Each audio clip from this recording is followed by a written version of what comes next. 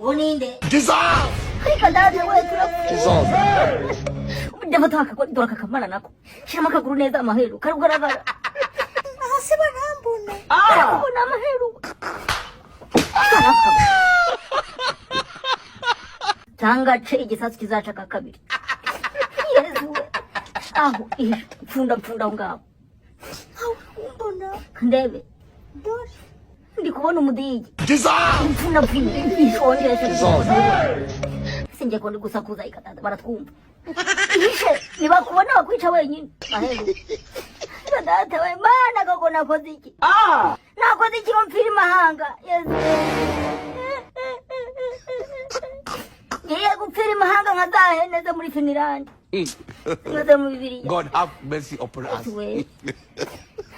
we. Ishire bakubona.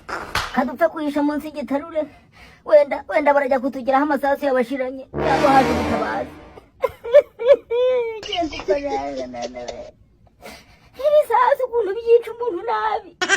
Yesu we. Mana. Koko Imana igiye gutuma mpfurya koko. Ngiye gupfa nabi gurya.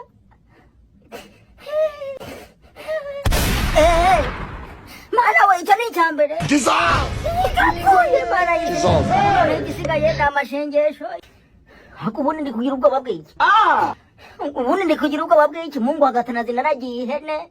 Ndakomeye amaguru arakomeye. Abazungu ntibazi ngo ibijumba ngo nibiki, ntibigeze barya ku mateke. None Mungu agatanazi ni kwisha mu gitanda. Nakabaye ndi gufasha abandi bahungu tugafata imbunda tukajya kurwana. Ubu si ubugwari. Ubu nemera igihugu bagifate. Ndo Mungu agatanazi ufite imbaraga. Oya, ntabwo nabyemera. Ibi ni ubugwari. Ubu ni ubugwari. Oya. Dissolve.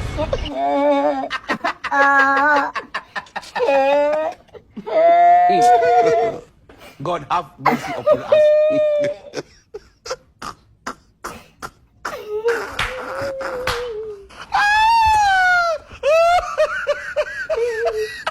Ewe ntaho ngiye. Ninde muntu wabayeho rwanya n'ikibombe. Kandyamye ngaha. Wenda mu Ventura wananira hibuka.